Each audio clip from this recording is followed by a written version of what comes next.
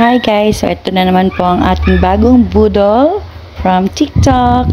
So I think nabili ko lang to for around 400 pesos. So ayan po, buksan na natin. So ayan guys. Let me just take my time to open it. Bear with me. O diba, ang tigas. Ang hirap buksan. Ayan. So ito na po, makikita na natin yung ating parcel na in-order from TikTok. Napag-interesan ko lang itong bilhin kasi it seems to be great. Parang nakaka-attract po sa mga bata. Ayan po, di ba? Perfect. Para siya yung lights na pang star night. Ayan po. So, set up na po natin to.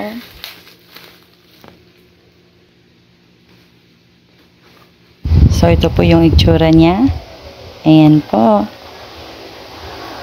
So, let's proceed opening it up. Unboxing Budol TikTok. So, ayan po. Malapit na po siya mabuksan. Exciting!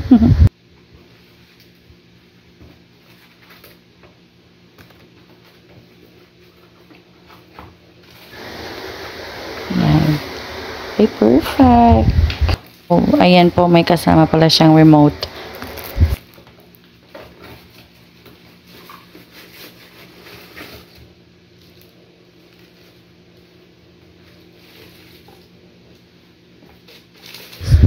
So, ito po yung kulay niya. Kulay puti. Ito naman yung charger para isaksak mo po sa outlet nyo.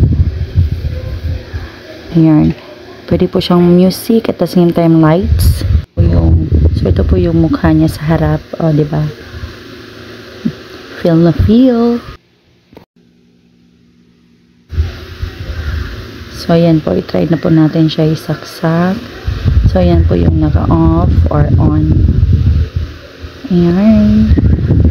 So, i-try natin. Ayan po yung itsura niya. Since naka-on yung light, hindi natin siya masyado ma-appreciate. So, i-try natin later na i-off yung light natin para makita natin yung view niya talaga and yung purpose niya. So, yan po.